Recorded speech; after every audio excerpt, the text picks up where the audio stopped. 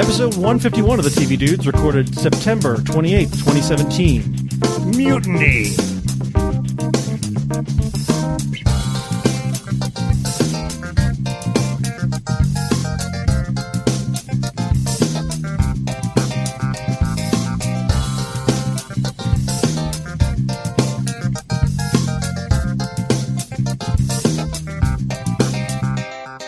So guys, I don't know if you know this, but we have overthrown Grant.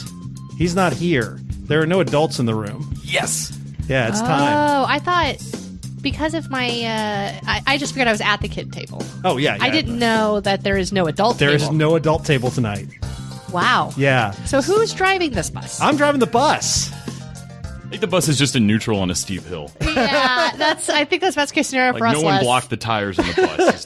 Yeah, because the thing about being one of the kids is that it's fun when the grown-ups are gone, but you actually want them just not to be looking. If shit actually goes wrong, I'd like a grown-up to be around. We don't want to go Lord of the Flies here. No. Yeah. No. So we are the TV Dudes. I'm Randy. I'm Les. Ashley? And today we're going to be talking about Star Trek Discovery, as well as BoJack Horseman Season 4. And as always, we have our news and and listener questions and all kinds of stuff like that. Things for that you. Grant usually handles. that I just realized I hadn't pulled up. So before we get to all that, though, we got to do a little housekeeping as always. So first of all, if you like us, you can go to iTunes. You can give us a 5-star review. And whatever you write, if you give us a good review, we will read it on the air. Grant will read whatever. He's not here. So guys, whatever you want him to say, if you want to include in your review that Lost is the worst show of all time and I'm finally admitting it to you all, you can put that in and he's going to read it. People have done similar stuff. So give us a 5-star review and we appreciate that. If you want to support us monetarily, which you can do, you can go over to patreon.com/tvdudes and you can throw us like $1 an episode. That comes up to $3 or $4 a month, as much as you pay for maybe a beer or something. And that helps us to, keep the studio going here, to pay for our hosting costs and, go to television festivals so we can get our coverage for you, all kinds of stuff like that. And we have 2 new patrons this week. We have everyone's favorite evil twin, Jonathan Huffnagel. Thank you, Jonathan. And we have the lovely and talented Maxine November, and thank you, Maxine. And we also like to remind you guys that we are part of a network here, a TV network, a network called PermanentRecord.com. PermanentRecord.com. And we like to promote the other podcasts on this network. And so this week we are promoting Star Trek Discovery Pod, which, Ashley, you know a little something about the Star Trek Discovery Pod. I do. A couple things about it. Yeah. 1, it's about Star Trek Discovery. What? Yeah, it's going to blow your minds. 2, you'll recognize a few of the voices. It's us again. Oh, yeah. And 3 is one of our Facebook followers kindly pointed out. If you go to our Facebook page, the font that Star Trek Discovery Pod is written in kind of makes it look like it says Star Trek Discovery Poo. Which, I'll be honest, now that you've pointed out, that person's not only correct, but I'm leaving it. You like it better? I like it better. Yeah. You don't like being on STD poo? No. I don't mind at all. I have listened to the first couple episodes of Star Trek Discovery Pod. I am not on that podcast, so I can, with an unbiased eye, say, I think it's really good. And you guys should all go listen to it. And you should give them a 5-star review and write nice things about them. Because I don't know if you guys know this, kind of a competitive space, the Star Trek Discovery space. It is. I'm worried that some of the listeners won't be as forgiving. Yeah. They're like, say, if someone didn't know the difference between a Vulcan and a Klingon. Oh, that person wouldn't see the next day. Right. That would be his last Stardate. That'd be rough. It's almost like if someone was a Star Trek pod and had never seen much Star Trek, like didn't know what a Tribble was, didn't really know Cardassians were a thing. Nope, didn't have any idea. That'd be weird. It would. It would also be strange if while he was doing the thing where you can donate Patreon money to us, he asked us what the Federation credits were, and we had to point out that we had moved past money. There's no money in the future. Yes. Grant is not a Star Trek fan, guys. I was just interested, like, wait, there's not money though. I know, there's not money. Everyone does that, except Grant, who doesn't know it now. But as Clyde, the Star Trek nerd in the room, he knows a lot by default, pointed out there is gold press latinum. There is. So there is. So you can donate cold press latinum to the Star Trek Discovery Pod, and they'll appreciate it. We will. Thank you. All right. So let's go to listener questions. Every week we put up a questions post on Facebook, and you guys give us questions. We give you answers. Some of them are good. Some of them are not. Hopefully we're going to more good than not. So we're going to start off here with a question from Ken Yabanez. He says, hi. I've been listening to you guys since you started the podcast, and a reason why I do my own set of podcasts. Aww. So my question is, with adult cartoons such as BoJack Horseman and Rick and Morty, do you think the market for adult cartoons could ever become saturated in the near future? I'm going to have to go no on this one. For me, it's a little like saying, are we ever going to become saturated with comedies or dramas or anything like that, right? It's when it comes to a format thing, if the content that you're making, if the stories that you want to tell, if the characters are compelling in the space that you put them in, I don't think people are going to mind. They're always going to love a good drama. They're always going to love a good comedy. They're always going to love a good cartoon. Right. Or live action. Yeah, I mean, anything can get oversaturated, but only if they get too niche. Like if there end up being 10 dystopian mad scientist in the family sitcoms, then yeah, we're going to run that into the ground. Like, like when Family Guy appeared after Simpsons and then American Dad just sucked. I don't think that was saturation problems. Oh yeah, well, we'll be nice and call that a saturation. Sure. Okay. Yeah. Mm-hmm. So I mean, anything could be saturated, but yeah, I think it's the same. It would be like saying, are we going to get tired of procedurals in general, or like no? There's always going to be room for a well done one. I don't think. Yeah, cartoons just because it's animated and just because it's geared towards more market than just a cartoon for toys, like an advertisement for toys. Because, I mean, I assume that's what we mean by the difference between child cartoons and adult cartoons. Whether there's toys for it or not? Is like, whether like it's entire... I mean, the cartoons I grew up on as a kid, we grew up on as a kid, were just straight advertisements. For yeah. shit. Oh, for sure. Yeah. Like... They had to change laws because of G.I. Joe and Transformers. Yeah, and so... Hasbro was going to have an entire generation wrapped around their fingers. They do. They do. I've seen Rise of Cobra twice. Hasbro owns my ass. I saw the Gym and the Holograms. That wasn't them, was it? It might have been. No, I think that was DIC or whatever it was. All right. Gen Xer, so edgy, so owned by Hasbro. Oh, but this question does remind me of something. Yes. So as we know, Netflix has like 1 million shows coming out tomorrow. Right. They already have 2 million up. Right. They have 46 shows before the end of the year. Yeah. So obviously Netflix knows I love Archer. They keep pushing, what is it called? Pacific Heat on me. Okay. That keeps showing up in mine as well. No. Not the same fucking show. Not the same fucking show. And I will say that while I don't think we're going to have necessarily have a saturation of, good adult cartoons necessarily, just because we liked a cartoon doesn't mean that you should make a knockoff of it. Yeah. Like that I think is a problem. But like I said, walking out of Wonder Woman, I had friends that had legit criticisms of Wonder Woman, and I said, yeah, but there's 500 piece of shit male-driven action movies that I got to watch as a kid. Yeah. And so what? It's like there should be... I am fine with the saturation of this because it means that we will get a real cream of the crop. Mm-hmm. So yeah, if there's 500 shit knockoffs of something that's working, yeah, keep it going. Agreed.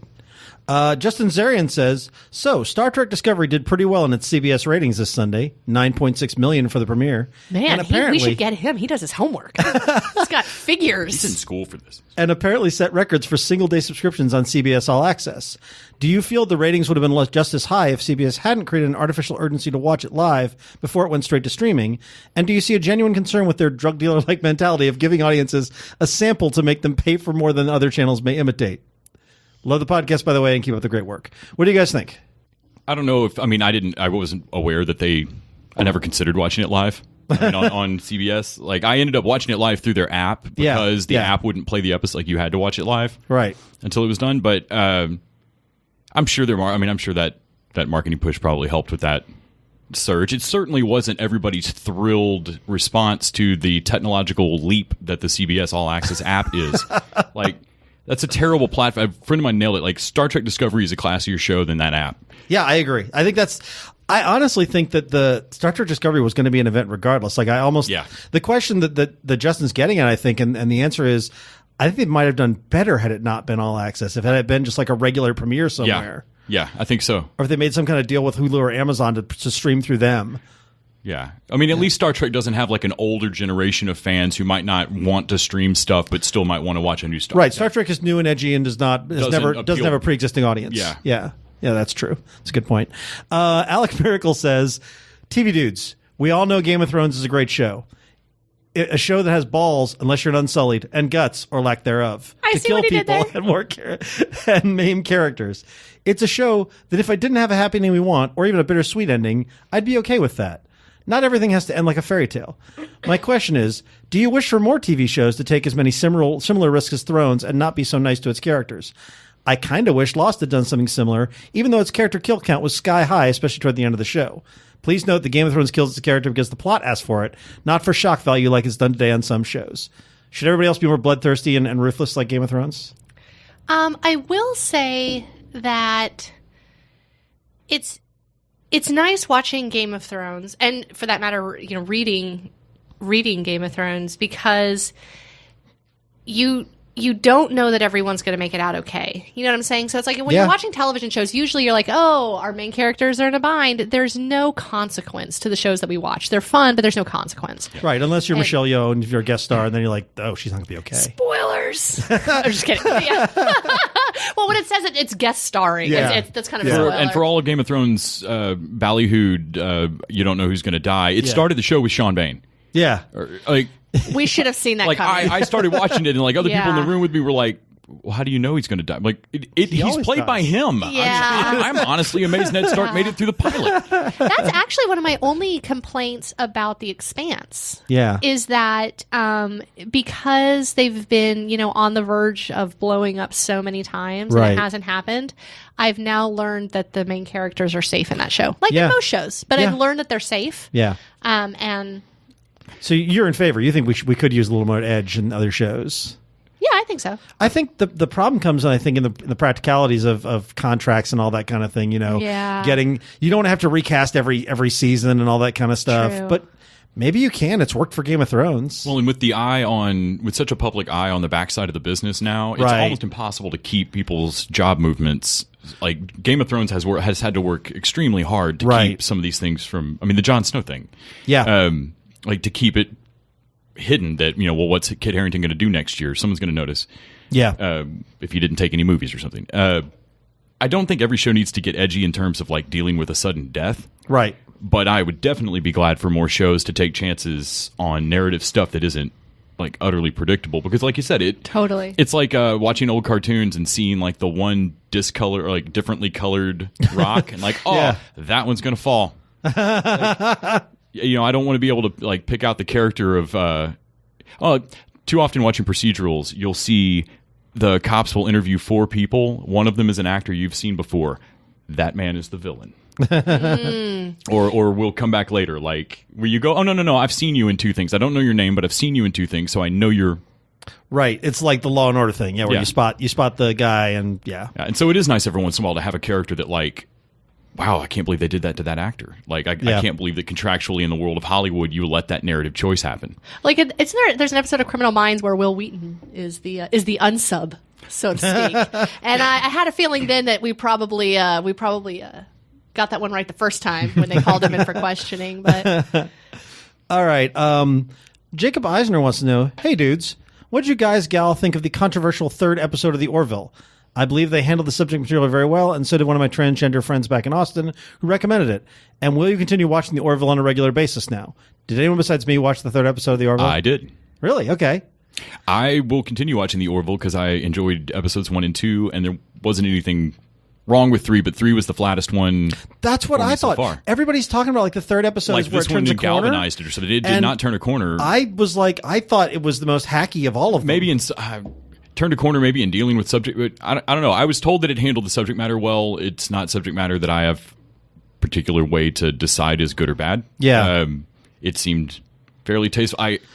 There's a couple of things on the plot line for the single-gendered species that I kind of wish somebody had yelled out. Like I was a little surprised that it was taken as well as it was. Yeah. The plot setup is that one of the people on the ship is a single-gendered species. Yeah. They're not a single-gendered species. They're a two-gendered species that has ended one gender. surgically. Yeah, so basically No one brings this up. The two men give birth to a daughter, and then they're like, "Well, we're going to reassign." And the doctor's like, "Fuck you! I'm not going to do a transgender surgery on an infant."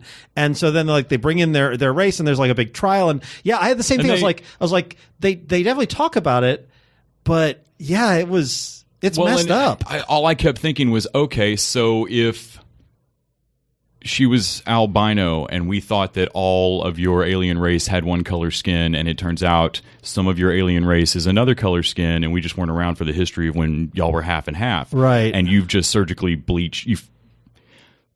In no fucking way would that be okay? Would that plot work? Yeah. Like, not okay. And I got to the end of the Orville episode and went, okay, this wasn't your funniest episode by any stretch. Yeah. But B, I'm not sure you handled that well at all. Yeah. Then I was told that it was handled well. I have no fucking clue. I thought that it was dicey subject matter to get into, and I actually thought they did a pretty good job with it, given that McFarlane is not really known for his sensitivity on subjects. No. But I did wonder, and I'm interested to hear. I mean, one transgender person checking in doesn't really give us any indication, but I'm interested to hear if there was any kind of backlash, because it seemed like getting into dicey territory, and I'm not sure the story rewarded the risk. I didn't feel like they came away from it having said anything important enough to have done that episode. Yeah, I also will say that I am rapidly getting to the point with the Orville where it does feel like I'm just watching watered down Next Generation, and I haven't seen all of Next Generation.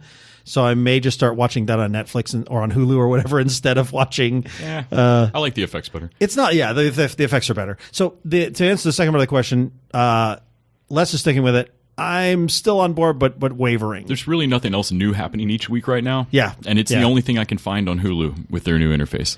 Jonathan Habmichael says, "Hi, dudes. When will we get to see Doug Jones act without a metric ton of makeup and prosthetics? He is always the fish person, the vampire, or the bye-bye man. Where's the regular guy roles for this lanky fellow?" It's true. You know, I want to he wakes up in the morning, he stretches, grabs a cup of coffee, goes out, checks the mail, hello to his neighbor, comes in. Yeah. Just a day in the life of. Is it possible that Doug Jones without makeup is just like a skeleton? That's what I was thinking earlier when I read that question. Was like, what if there's like not a Doug Jones? There's only like half of a Doug Jones. Yeah. And every morning he has to wake up and put on some kind of prosthetic costume. What? Maybe it's one of those like reverse uncanny valley things where it's like usually when you see a person in those kinds of animations or costumes or makeup kind of set up with the CGI over it potentially on top as well, we get a little bit weirded out. But if we saw him, it'd have the opposite effect. Yes. It'd be like, the fuck am I looking at? Yeah, I think you're right. And they're worried about taking that risk. Yeah, so he's got to be a vampire fishman. Yeah. He's freaking amazing at it. Like he's so good. I mean, I feel like part of it is the same reason that like Peter Weller was able to do RoboCop so well. He was just freakishly emaciated for the role and could fit into the suit and make it not look like a robot suit on top of a normal dude. Yeah. And I feel like a lot of the benefit here is that dude is just weirdly shaped. I mean, he moves like a fish person. Like, I don't know what school was like for him, but it was tough. Yeah, and in our as we mentioned, we have another podcast where we talk about Star Trek Discovery. And one of the things that we were kind of talking about is that it seemed a little bit like the makeup got in the way of the Klingons. Mm-hmm. And it was pointed out that Saru, the scientist character that they're talking about there, did not have that problem. That's because Doug Jones lives in makeup. Yes. And that was our conclusion. We're like, yeah, but we can't make that comparison. Oh, man, because Saru's lines are so casual. Yeah, exactly. He's like, oh, yeah, I do this every day. Yeah. He says a little every snarky day, shit to the side. It's great. Yeah, no problem. So we can't, so we still don't know because we don't have a normal person to test it against. Jordan Worth Cobb wants to know, which actor have each of you always wanted to see play a Star Trek captain? I love this question, by the way, but I did not have an answer ready for it. I was hoping somebody else did. I was ashamed that the answer that popped into my head has been in Star Trek. Bruce Greenwood just looks like he ought to captain a starship. Yeah. And they put him in the new movies. He was Pike. Yep. Yeah. Jeff Bridges. Oh, yeah, Jeff Bridges. I mean, granted, even in interviews, like not doing movies, Jeff Bridges looks like what I figure God tries to look like in the mirror. Like, he just looks biblically awesome. Right. But yeah, I want him to run a starship. That's a cool ship. Yeah, for sure. I feel like I can offer a somewhat, maybe borderline canned answer, like Ian McKellen, I think would be good. Oh, yeah. But probably for a lot of the same reasons that Patrick Stewart is. And I'm a STNG fan. It's kind of like my favorite, but I think he would do a bang-up job. or even just as an admiral. Yeah. Potentially.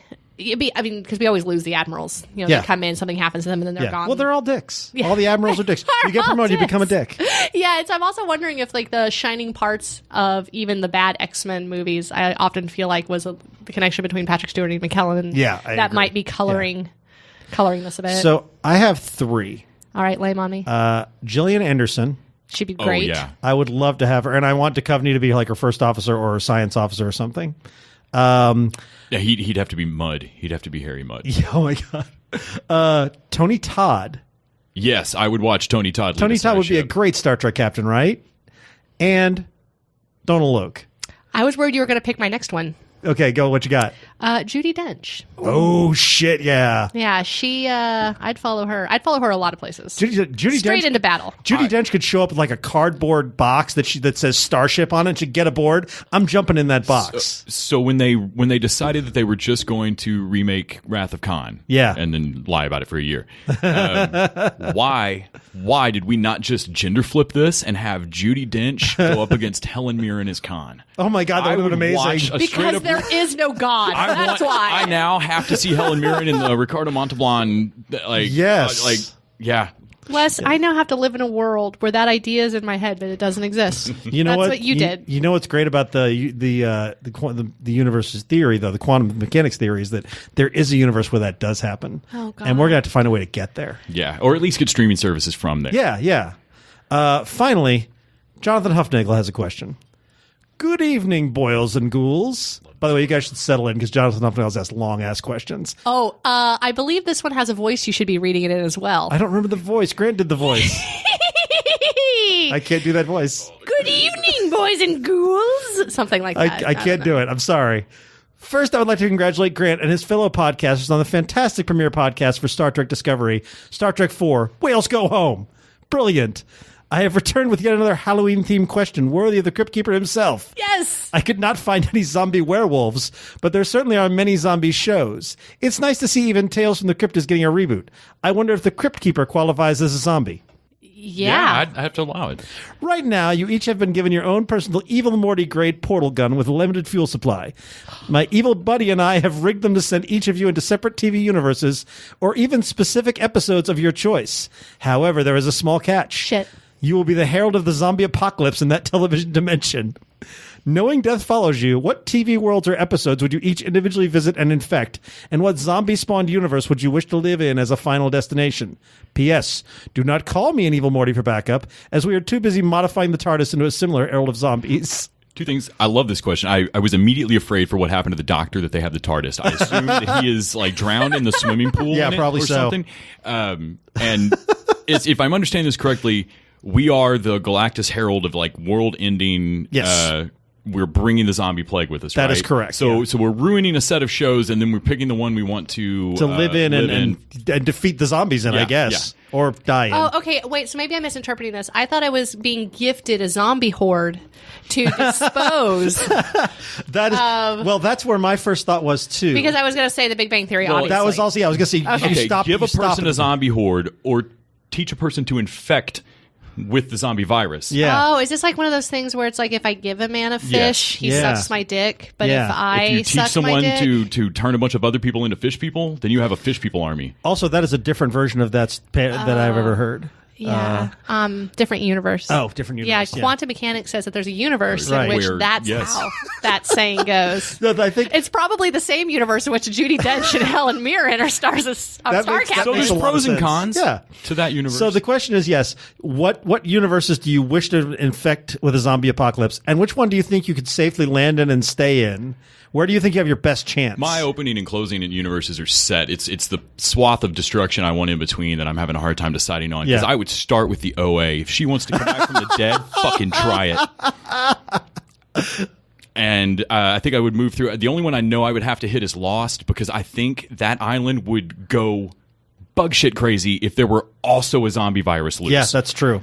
That's true. Like, whatever else is happening on that island, all of the other plot lines and everything, but, also, all previous plot lines keep trying to crawl back up out of the ground. And, Zombie polar bear. yeah, zombie polar bears, zombie Obviously. everybody Dharma initiative, I think it'd be great.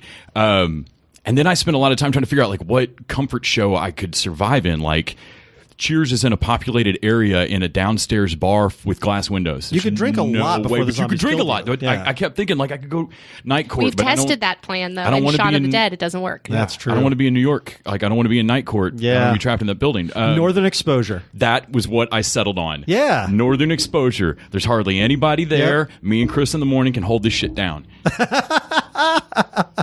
So, Ashley, you've correctly pinpointed that you start ground zero at Big Bang Theory. That's where I was too. You Okay, start so there. I get to destroy a place with You my start- zombie horde. and you can go as many. You've got limited fuel, but you can go a few Okay, places. so I go a few places and drop the zombie horde Yes, yes. on them. Okay, so let's see. I'm definitely, obviously, going to go Big Bang Theory. Yep. Does ABC have any shows coming out soon? Done. No. Okay, whichever ones came out a few weeks ago, I Yeah. drop it there. Okay. Yep. Probably. and then the second one is where I stand. And then where do you land and try to live the rest of your life in, or that you think you maybe could beat back the zombie apocalypse? Well, I'm torn. On the one hand, I feel like I could put them in Black Mirror and we could just try Right. to do our best Yeah, with everybody for sure. else, Yeah. and it would be a little poetic. Yeah. But I don't want to live in that world. Yeah, no, I don't blame you. I already Yeah. do. It's Yeah. hard. So let's see. I guess I think Better Call Saul or Breaking Bad might work because there's those big swaths of desert outside of like Albuquerque. It's true. I bet Heisenberg could come up with some good zombie I killing. was thinking you find some resourceful people. I bet. In Yeah. the Better Call Yeah, Saul, it's Breaking sort of Bad. like it's like a believable Yeah. world in which some clever people I think could set up factions. Yeah, the only problem I see is that probably what's going to happen is somehow Heisenberg or Saul are going to sacrifice you, and they're going to survive. I would be the weak link for Yeah, sure. yeah. I would be the red shirt. So, since you already started the Big Bang Theory and took care of that, Young Sheldon. no, I think like young Sheldon can live till I'm sorry. It just occurred to me that in that scenario of Breaking Bad, Huel would really wait forever. Yeah, that's true. Oh, God. Yeah. Like undead Huel in a motel room. Yeah. I don't want a brains, but the cop said not to leave. Aw. Holy shit! What about that episode of not the Simpsons, Futurama, where the dog is waiting Yeah. for Fry? Oh my God! Yes. Why would you do that? I'm so sorry, you guys. I'm so sorry. We need a grown up. This is why we have Grant. Why we need a grown up? I'm using my safe word, and there's no grown ups to come in and help. So, I would start at 2.5 fucking dead men is where I would start. So they're just all gonna die, and then I would probably where I would end. I'm going Rick and Morty because I feel like first of all, if you can find Rick, you're sure. probably fine. And if not, there's probably a portal gun lying around there somewhere you can get out. You don't have to use Evil Morty's, zombie infected portal gun. You find a portal gun, you get out of that universe, you leave it behind. No, this is the lawyer answer. I don't feel like you can say this. You don't think so? I think you're cheating. All right. I think you're making a wildly off-base assumption by saying you'll be fine. Oh no, I'm gonna die. That's probably true. Yeah. I think finding Rick will definitely stop the zombie apocalypse Yes. you started. Yes. Like he will turn and probably stupid and stop it Yes. out of Yeah. just with a wave of his hand. You will probably get killed in the process of it stopping. Like All right. I don't think Rick has any concern, or he may just go, "Oh, this world's fucked," and walk. Yeah, see, that's I think more likely. But you're right; it's a literal answer. So I'm just going to land in the world of "You're the worst" and bang Lindsay before I die. God, that is a good call.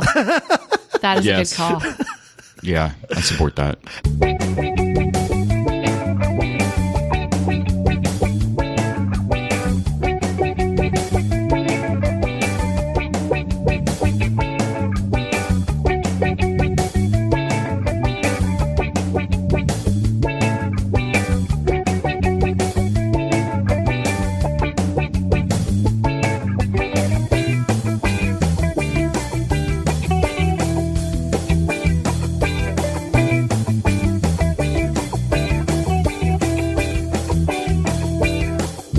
All right, so we got some news to go over this week, and I'm just going to run through it. Grant is not here, but he did provide us with the news links.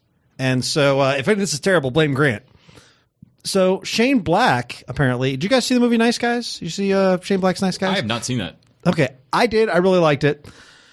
It's set in the 70s. It's a sort of buddy action comedy. It involves gasoline and porn stars. And is that Gosling and was Gosling and Russell Crowe as a sort of a pair of private eyes. Well, it's going to get a gender flipped TV version apparently contemporary take. So I'm not quite sure what makes it the nice guys at that point. Okay, so they're making a buddy cop thing? They're making a buddy cop thing. They're just making a different buddy cop They're making show. a different, and they're calling it the Nice Girls. Maybe I don't like. That's got a whole other connotation. That's weird. That so, is a weird name. So yeah, I thought they'd call it Rizzoli and Isles. Joel Silver is involved. He was one of the producers involved on it. Michael Diliberti from 30 Minutes or Less, whatever the hell that is set to write and executive produce. This is weird as fuck. Yeah.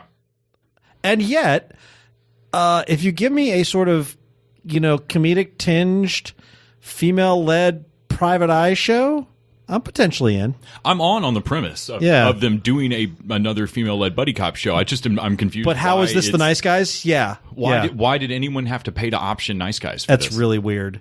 Maybe Joel Silver, he's involved in both. Maybe he's getting some kind of deal with it. The Russo brothers, who are producing literally everything, are also producing a Deadly Class comic book TV series at Sci-Fi. Deadly Class is a book by Rick Remender that is basically about a assassin school for homeless teens.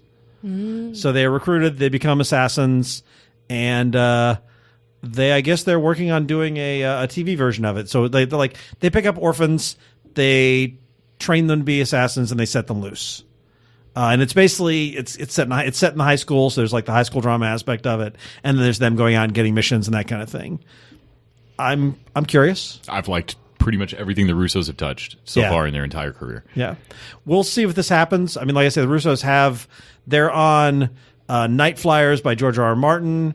They're driving the Marvel Universe at this point. They're working on Quantum and Woody. They're doing an adaptation of the horror game Little Nightmares. So I don't know. They're doing Quantum and Woody. They're doing Quantum and Woody.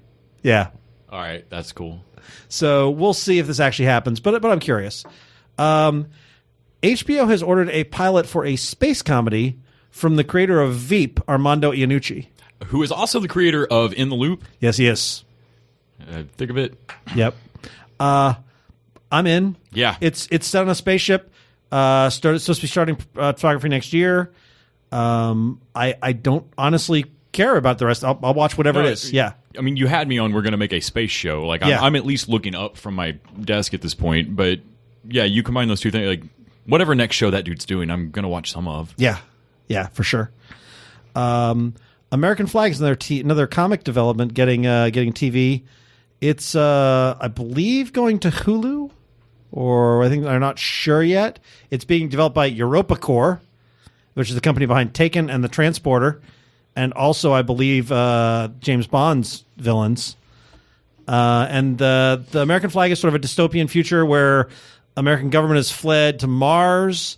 The government left behind is this massive corporation, and it's sort of this satirical take on corrupt politics and cops in the future. I don't think I've ever enjoyed a Howard Chaykin book I've read. Me neither. Either the story is like somewhat odious and set 50 years in the past in terms of social mores or something, or its art is weird. Yeah. But one of the two things always fails it for me. The best thing he ever did was The Shadow, and only because the property was better than him. Right.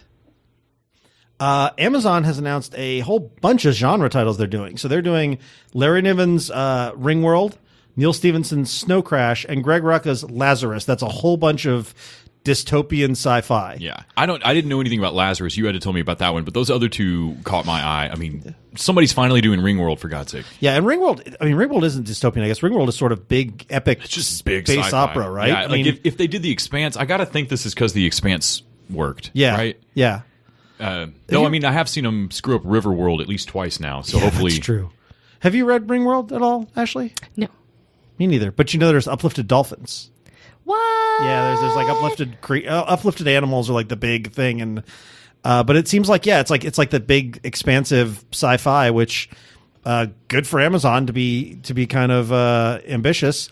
Snow Crash is I think cyberpunkish. Snow Crash is a lot of shit. Okay, but yeah, Neil Stephenson's books always just swing wide. I mean, there's a lot of stuff. And Lazarus is a comic series that I love. It's sort of basically the 1% have taken over all of America and all of the world and divided everybody else into waste. Basically, if you don't work for the family, they just call you waste. and it's Rucka's a guy who loves his politics, and it's a very well thought out and scary world that he's done. And Lazarus, the title becomes from each family has this sort of enforcer that's like their big boss, their big culmination of their technology. So the Lazarus of their the family that's sort of the main characters, they have genetic enhancements. So she like regenerates and is like genetically engineered to be this ultimate warrior. There's one that's a cyborg.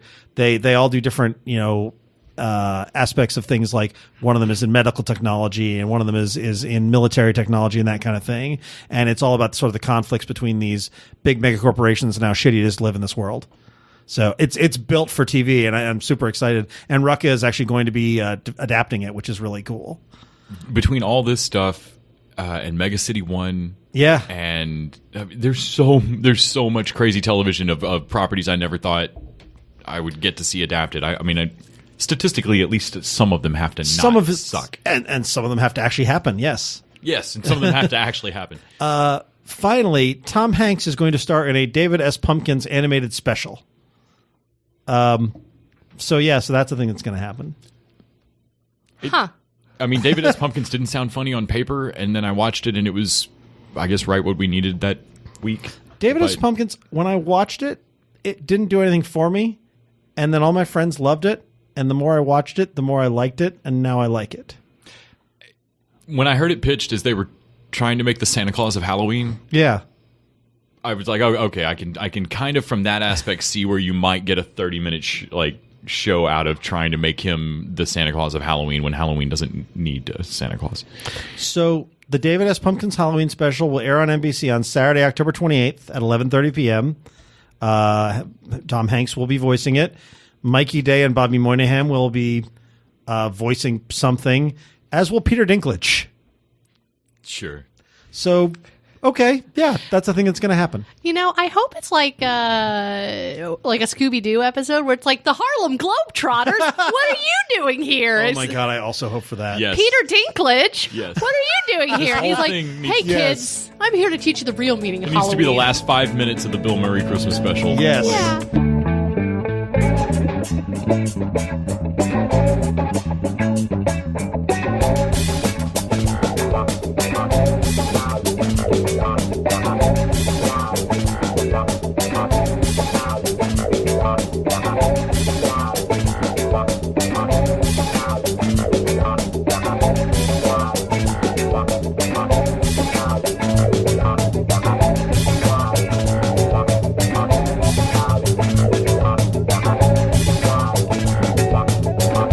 So BoJack Horseman season 4 actually came out a couple weeks ago on Netflix, but I've been saving it for Ashley because I know how Ashley loves BoJack Horseman. Oh my God, I love that show. I watched the entire thing in a day. Did you really? Yes. Okay. Absolutely. It took me a couple of days. I can't watch BoJack Horseman in a day unless I'm going to end that day drinking. Yeah, there was an evening of personal reflection for me. I have a hard time watching a lot of Steven Universe in a row. I get melancholy and weird on that. I don't know if I could binge watch. Dude, it was a weird day. It was a weird day. Is it just in with lighting matches and watching them burn while you drink whiskey? What? Yeah, so I'm a bullet girl. As you mentioned the whiskey, and sometimes it's like, I don't know, like the unseen music video to that song, like "Hello, Darkness, My Old Friend," and I'm just watching episode after episode of BoJack Horseman. This season, I thought the big stories are Mr. Peanut Butter running for governor, Yes. and BoJack having a daughter, Yes, and his whole family backstory. and all the backstory in his family. Which, man, that was dark. God. Well, Yeah. Okay, so if we're going to talk about so it's super dark, Yeah. but one sort of smaller thing that Yeah. just stabbed me in the heart, but it's not key to any of those larger things that we're probably going to talk about, those larger kind of themes that went throughout the entire Right. season. So I want to say it's episode 4 or 5, somewhere in there. It really focuses on Princess Caroline. Oh yeah. And she has decided that she wants to have a baby. It's not going well. Things fall apart between her and her boyfriend. And it leads up to her just having a shit bag of a day. Yeah. But the episode is set up such that it's told in flashback by someone who is supposed to be her granddaughter. That was mean. I think it's the Ruthie episode. That was mean. So I'm watching this, and so far BoJack Horseman, like Black Mirror did it too. They've been very good about peppering in the sweet story just when you thought you couldn't take it anymore. Yeah. And so when there was this story told in flashback from the perspective of a granddaughter, I thought, it's all going to be okay. Yeah, I thought it was going to be San Gerapino or the episode San Junipero. San Junipero episode in Black Mirror. I thought that's what was coming. Yeah.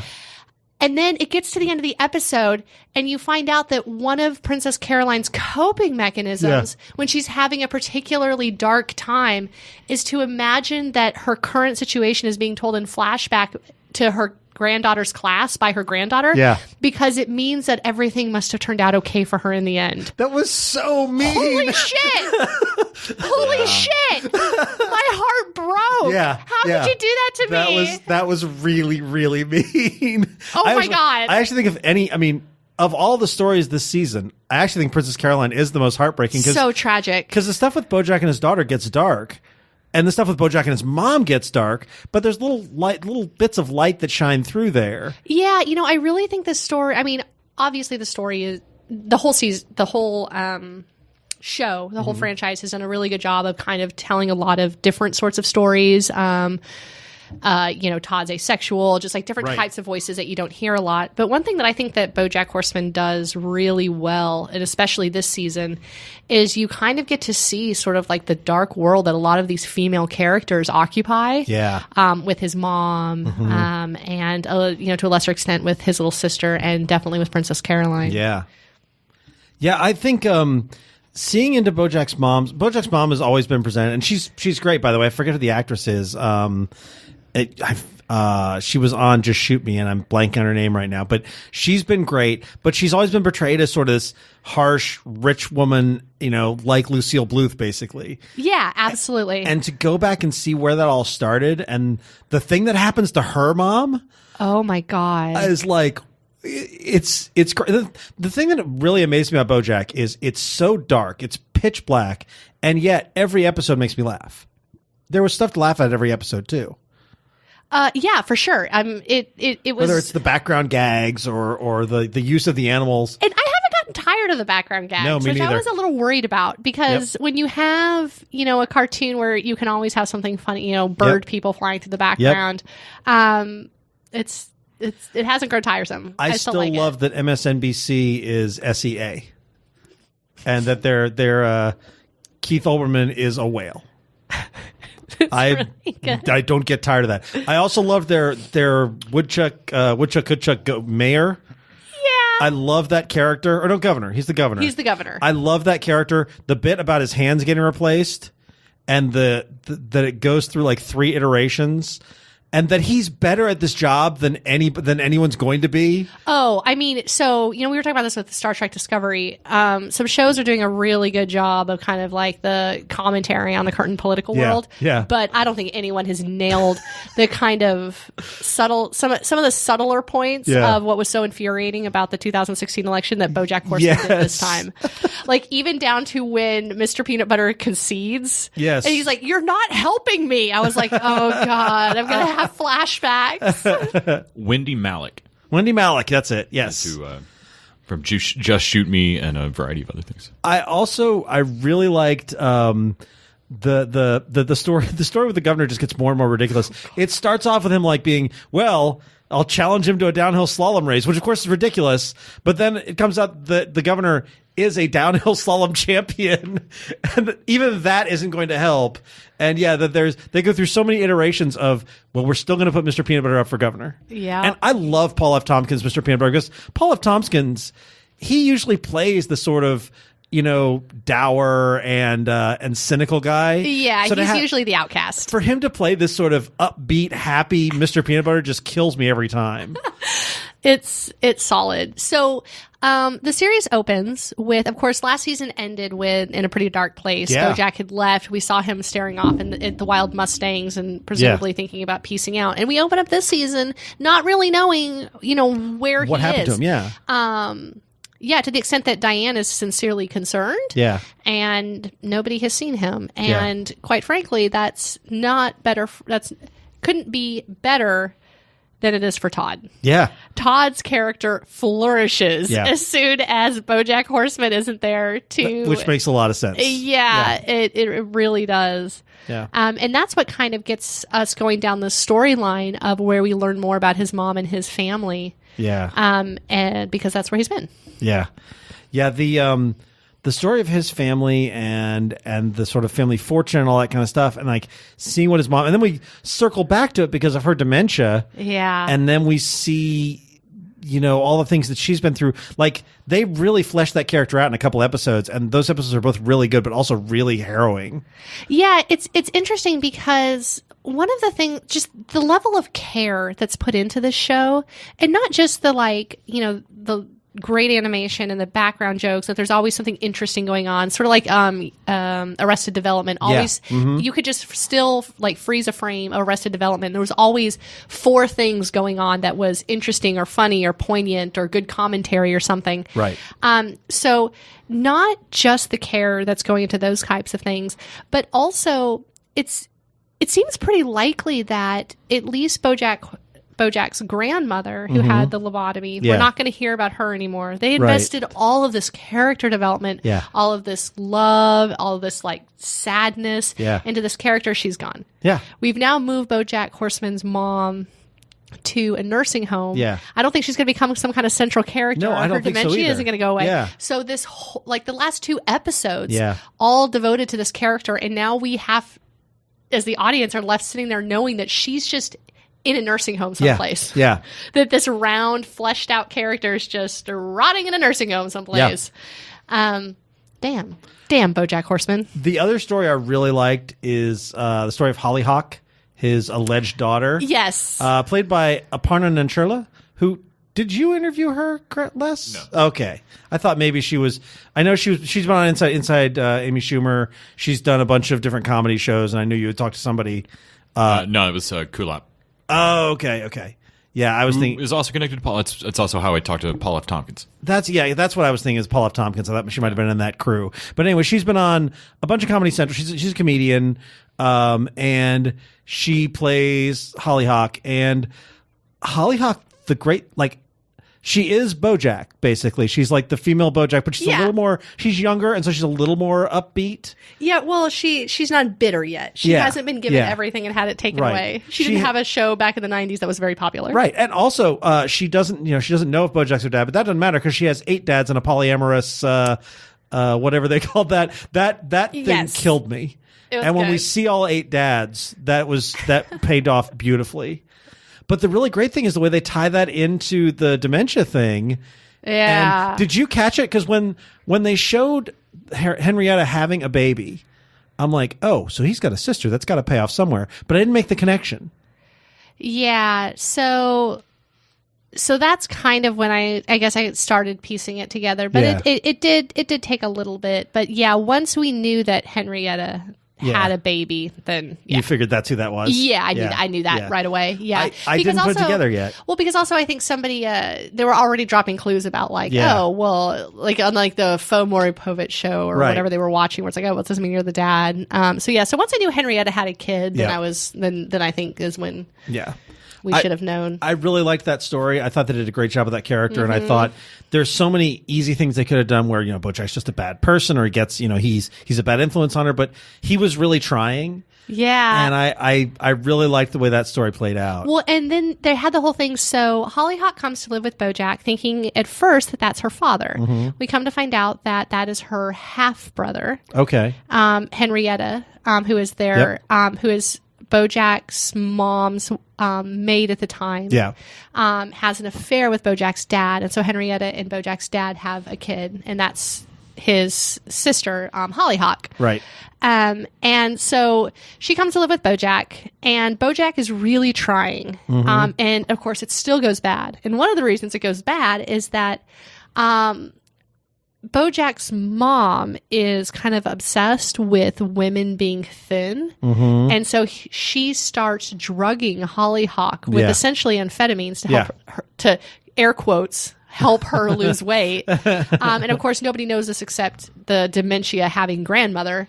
And so when you find out that she was the one doing that, you're as angry and mad and realize the abusive situation that BoJack has been in. Right. And then that's when the show drops on you her background. Yeah. And you go, that kind of like the way that you would have felt about a character like Jamie or something in Game of Thrones. Yeah. You go from being so mad to being like, Suddenly you get it. You understand where they're coming from. Yeah. Yeah, and it doesn't excuse any of the behavior. No, there's still, yeah. But, dude. Yeah.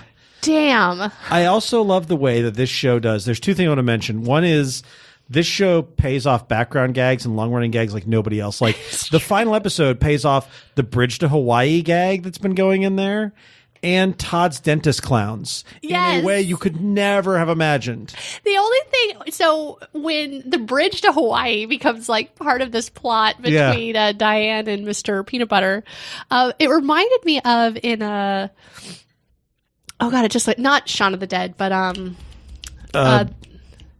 one of the other Edgar Wright movies? Hot Fuzz or Hot Fuzz. At the end of Hot Fuzz, how there's like Aaron Erickson or whatever is in the phone book. I was like, damn, yes, that kind of like long play on a joke. Yeah. Worth it. Yeah.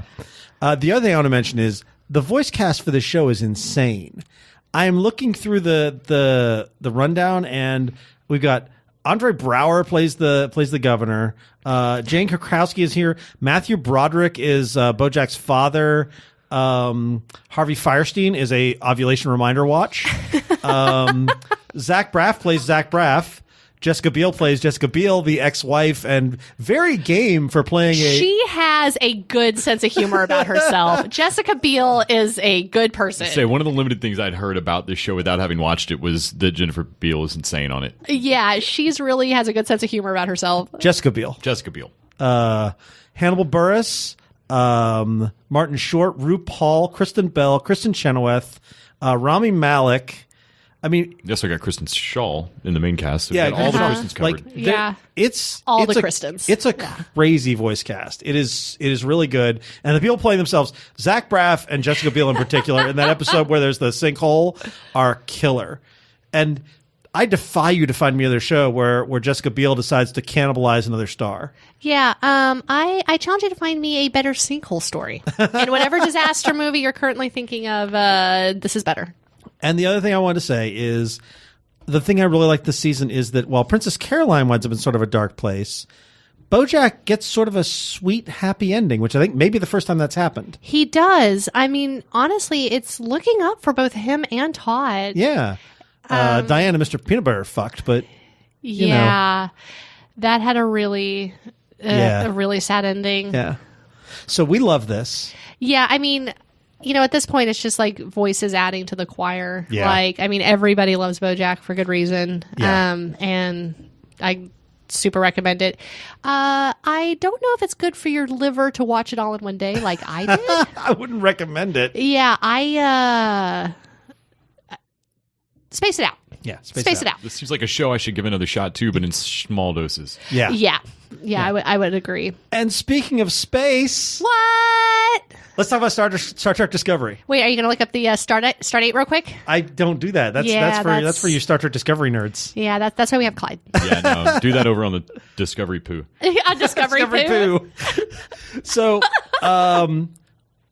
I want to know where everyone is Star Trek fandom wise. Like, Les, where are you on Star Trek fandom? What have you watched? What have you seen? I did not grow up watching Star Trek. Okay. I grew up loving Star Wars. For a second, I thought you were going to say I didn't grow up liking Star Trek. I grew up loving it. I was like, no. yeah.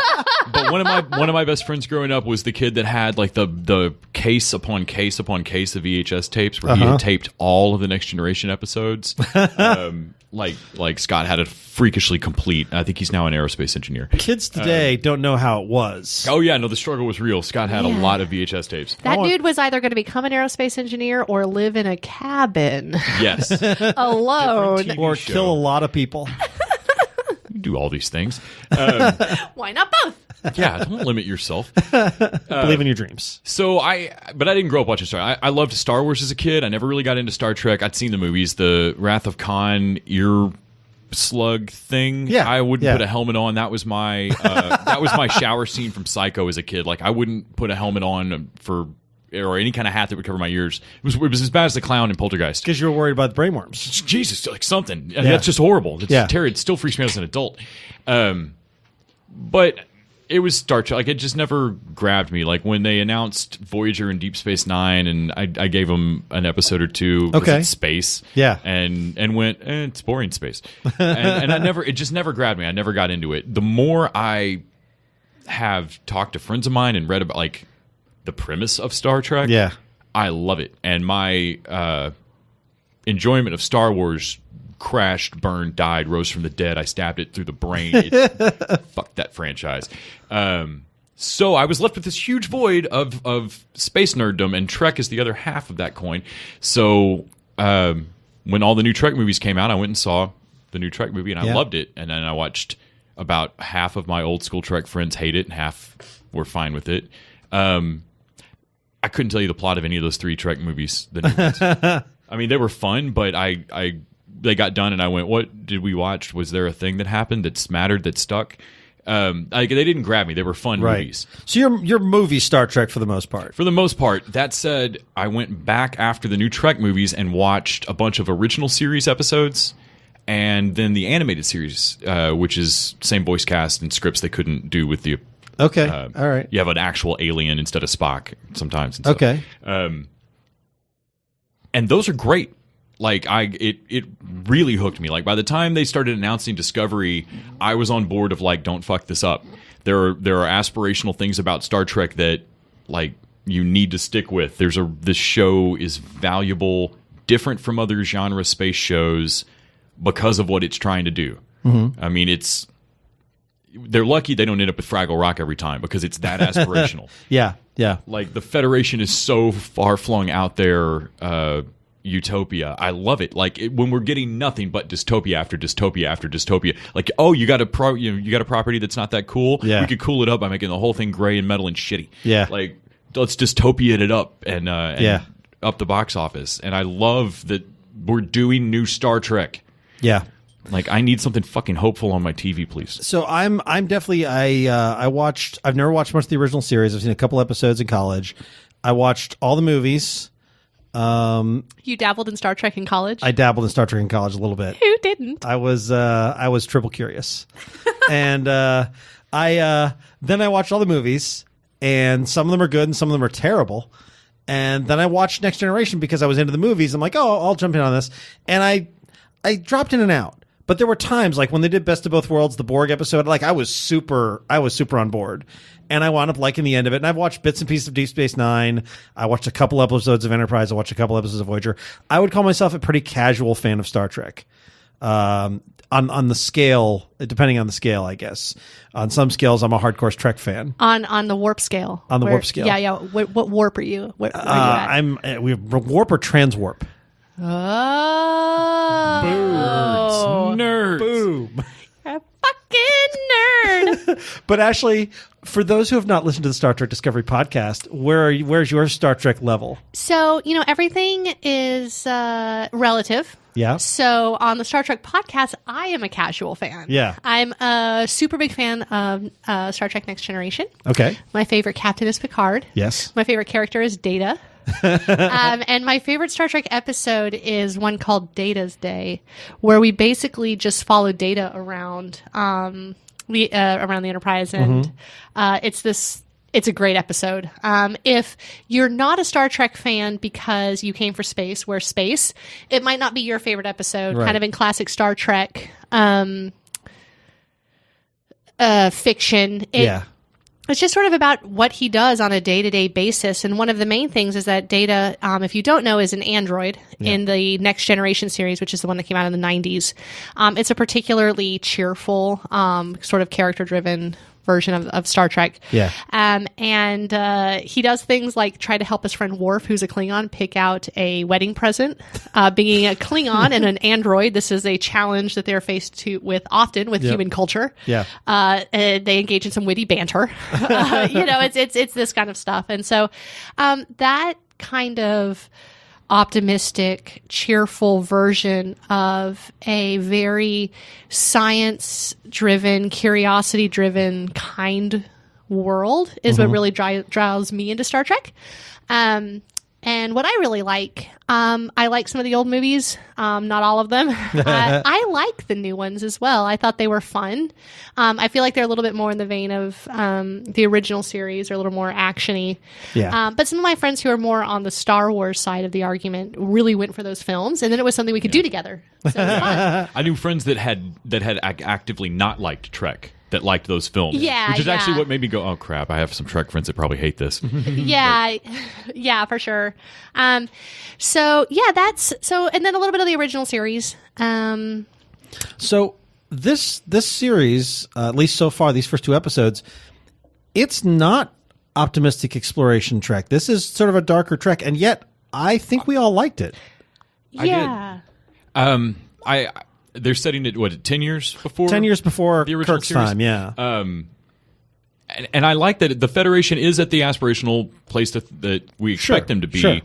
But it's early enough on that they haven't... It had never occurred to me that most of what I think of in my personal experience as Trek I've seen has been after they already dealt with Klingons and got some level of understand, at least right, who y'all are and where we ought to stay away from, right. and that kind of stuff. And it just didn't occur to me that, like, oh crap, there had to be a first time where these ideals that always get slapped back at Trekkies of, like, oh sure, you have a government that doesn't, just wants to be nice to everybody and explore, and everybody's curious in science and everything's wonderful in utopia, and that's never going to work. I'm really looking forward to a show where the Federation that comes out of this, whatever happens with the Klingons, is going to have to be the Federation. Yeah. Like, they're going to have to find a way to tell the story of how these people keep these ideals. Yeah. Well, that's the thing. One of the best things, I don't remember who said it, someone on my Facebook or something said that if Star Trek, the original series, is sort of the Cold War, it is, it's the Klingons are the Russians and the Federation is America, and it's in a sort of a Cold War period. This is the World War II that leads to that Cold War. So this is the actual, like, outright war between the Klingons and the Federation, the war of ideals. And the thing is, we know they're not going to, like, get to a point where, like, the Klingons aren't going to get wiped out.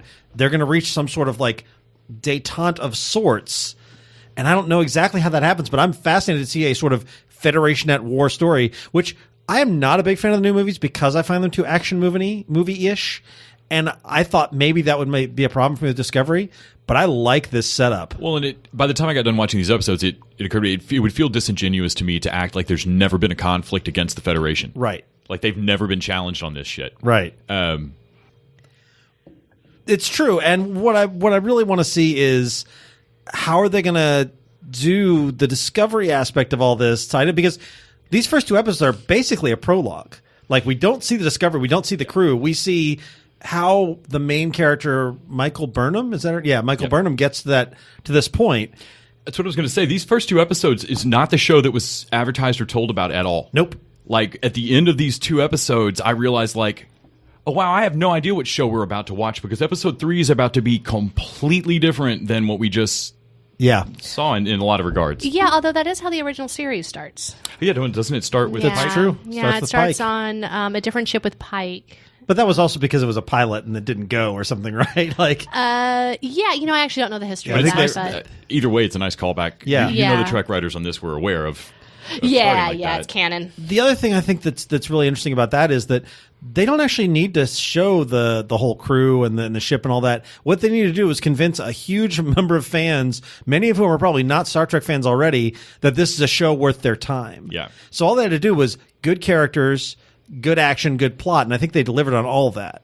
Yeah. I only had one moment where when Burnham decides to go check the object out. Yeah. There's 4 or 5 things about this situation that I loved, but the one thing that bothered me, they didn't sell me enough on why you would send your first officer Oh, out in this. You guys talked about this on Star Trek Pod So, too. Yeah, like, I love that you're an exploring vessel and you've come all this way and Yeah. you're on literally the edge of Federation space and there shouldn't be anything. So if you see something, this is literally your job. You have to go look at it. Yeah. You don't have to send your first mate in a tinfoil suit like thrown out of the fucking you hatch. also, if Yeah. there's a deadly Klingon vessel, don't have to beam your captain and first officer over there to capture.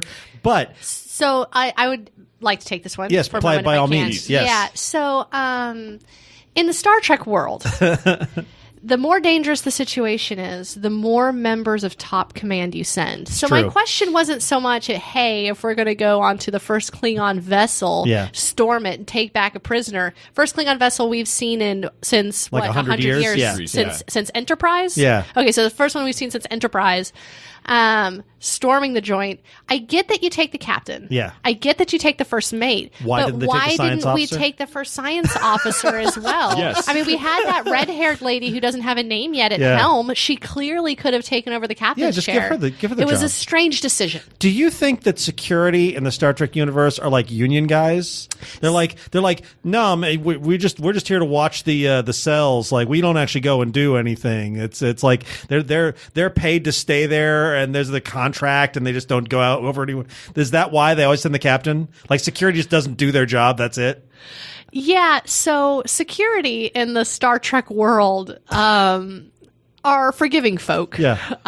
They're also not athletes. Well, in the Next Generation, like, their first security officer was Tasha Yar, who got killed by some weird alien, and the next one was Worf, who got his ass kicked on the regular. Yeah, which I will say that the Worf could take a beating, though. Yes, he could. Because he was a Klingon. That was why he was good at it. Yeah, but fighting back would have been an even better skill for a security officer to have. It is, and usually he was a very skilled fighter. Yes. It was only in his role as security officer. Any other time, he did a fabulous job. Is it possible it's Federation training? They're so peace-oriented that they train their security to be the least aggressive possible, and that's why if you want something done, you send someone who hasn't had the security training, because security training is don't ever shoot ever. You probably have better luck being killed by the Brig computer. Like her having to argue her way out of the Brig computer was cool. One of the best scenes. Nice. I enjoyed that. I also really enjoyed, in terms of like, is Star Trek supposed to be actiony or not? Yeah. The kid that runs in when she's in the brig and breaks down. Yeah. Yeah. Where he just like, what do you mean, like, suit up and get information? I am not a soldier. Yeah. Like, I loved his freak out. Yeah, I did too. It was good. I realized that there's a controversy about something about the Klingons' head bones changing. I didn't look into it. I don't care. I, as a Star Trek fan, I agree with you. Yeah. I fucking loved the Herbert Dune level houses of Klingons and their untouchable cast, basically, of albino looking Klingons and who don't have houses, and like the Klingon faith of I know Star Trek always tries to nail, like you said, the original series is Cold War. Yeah. You know, it always tries to nail a little bit of political. So I watched a sci-fi show where there's a whole federation of a bunch of people who really want to move into the future and do progressive things and reform huge whole humanitarian systems into an explorational, aspirational, curiosity, science, learning. We can be better. And then there's this huge group of people who want to remain traditional and make Klingon great again. Yes. And they will hold, like, they where they're dead on the outside of the. Okay, that was fucking cool. Yeah, it was cool. How creepy are their ships covered in dead sarcophagus? Klingons. Yeah. Like I got done watching it and went, and they're treating them with respect. Like, they're not. The show is not bashing the Klingons for being Klingon. No, actually, in fact, we're seeing, and apparently we're going to be seeing the show from their point of view as well, and I think that's really cool. No, I think Yeah, I that's cannot something I wait really to like. see him bring the. I also loved seeing who invented, even though we don't. I'm glad we don't see how they don't hand wave away the science of it, but who invented cloaking technology, Yeah. and that the Federation. Because I loved it in Star Trek. I've always loved that the Federation's fucking baffled by this. Like, Yeah. I love that we don't cloak our ships. No. Yeah, we But don't know how. Klingons know how. Yeah. And the scene where even the other Klingon houses are doubting T'Kuvma, like that it's a wives' tale rumor from like his zealots that he can make his ships turn invisible. Yeah. And then the scene of destruction when he unveils that was impressive for any space show. Yeah. I don't care what genre show you're watching, Trek or not. That was an awesome scene. Yeah. I've been doubting this since there's been so much against it. There's been so much behind the scenes, like Brian Fuller left, and Fuller wrote the teleplay of this. Yeah, and he Nicholas Meyer wrote and directed the second episode, and that's the guy from all the good Star Trek movies, Wrath of Khan and Voyage Home. I'm a little worried that we're getting the training crew, and then when we staff this thing local, it's going to be a restaurant that just drops off. I grew up in a really small town. We would get new restaurants that were staffed from area, and then we staff them local, and you'd stop eating there. Well, we know Lieutenant Saru is going to be on the Discovery, and that's great. Yeah, because he does a he's so fabulous job. good. And I think that the doctor who we saw for like 5 seconds, who was on 30 Rock and a couple other shows, Weeds, I think, he's going to be on there. So there's a couple people we've seen. We got Jason Isaacs coming on and board. Jason Isaacs is coming on board. And I have a guess as to what the show's going to look like based on the like this season on Star Trek Discovery thing they showed us, but we really don't know. And I'm okay with that. I am okay with what they showed us. I have faith that we're in good hands, and that is not how I felt before this thing aired. I really thought it was going to be a disaster. That looked so classy and so good. Yeah. I realized they released them separately because they wanted everybody to talk about it, and people are going to geek out. The titles were gorgeous. Yeah. I bitch about how long and slow title sequences are all the time. And Netflix is killing me on this shit. Yeah. I really haven't enjoyed the Marvel Netflix title sequences as they But they gave you that going. They gave you that skip button. So Yeah. This though, the sketches, the plans of like the schematics, it got that slow callback to the like kind of calm theme music of the original series. Because it stood out to, like, watching the original series stands out against other television. I mean, not just because of how old it is and being a different era of TV, but there's something to that low tone starting and that like loungy. Yeah, and like these are the and you know that like it's not Jack Bauer screaming that like the president's fucked and we've got to shoot people. Like it's somebody going, we have 5 years to go look at everything we can look at in the universe because why not? Like. Yeah, I'm down for that show. Yeah, I wanna watch that. And I felt like Discovery, even though I knew it wasn't going to be tonally quite like that. I loved that it started with that same calm, slow, like, let's get you in the mood for some science. Yeah. And then we'll go out to the edge of Federation space and we'll look at some weird shit. So I want to go back and talk about that opening, because the general feeling in the Star Trek pod was that was god awful. I didn't like the opening sequence. So when they when she draws the thing in the sand with her feet. Yeah, I didn't like that. I didn't like when she drives, where they go to Tatooine. Yeah. Like what the fuck are they doing on Tatooine? I kind of did like that because I like starting in the middle of like, this is what they do. They go and they help alien civilizations. And then when there's a problem, she does something cute like draw the Star Trek. I like the sort of the cuteness of meeting these two. Plus, as someone pointed out online, the show just sort of aced the Bechdel test right away. It was two women talking about their space jobs. stuff. Yeah. And I liked that. And I did think it was a little too cutesy that she drew this. It is 100% too cutesy. I was in for it. That said, the aliens they're helping were throwaway gorgeous. Yeah, they like movie quality. Yeah. It was weird. Yeah, they were so impressive and creepy. And then they didn't need to pay. Like you know what's funny about those aliens? That's what Doug Jones looks like without makeup. So it's just Doug Jones. It's just Doug Jones. Yeah, they went to craft services and like Jones is walking around the background. Yeah, like shoot that. You Doug by the got well, me. shoot that. But yeah, I think we're all like, this is like Game of Thrones, Westworld. I can't wait to watch this every Sunday kind of thing for me. I'm excited to have not just a new Trek show. I mean, I watched a lot of Enterprise because I love Scott Bakula, but not because Enterprise was really, really We all love Scott Bakula. watchable. I thought for a second you were going to say we all loved Enterprise. I was like, no, wow. that is not true. That is just not. But we all It love is Scott not true. Bakula. But we That is tried because of Scott Bakula. Yeah, and so I'm It's like really your thrilled. friend's pet project. It is. You're like, you know what I tell him? Like, God, Nobody tell him. You're like you're about to leave the office and you know your friend's band's playing this Friday at the local TGI Fridays because they always are, and you want to get out before you're invited, but we didn't make it, and now we have to fucking watch Enterprise. So I'm not just thrilled to have. I mean, I was happy to have a new Trek show because I like more genre of space shows, and I know several friends that this is legit important to them. Like, there needs to be a new Trek show. Right. How are we wasting the popularity of these movies and don't have this on TV? Yeah. But it's also good. Yeah, it's really good. I'm excited. All right, guys. Thanks for listening with us this week. Thank you, Ashley. Thank you, Les. Thank you, Randy. Thank you to Ghostly Godfather Grant, who is not here with us right now. You know what? It got a little touch and go there for a while, but we made it We pulled through. it out. We did. There were so many Oh shit! I should hit record. TV Dudes out.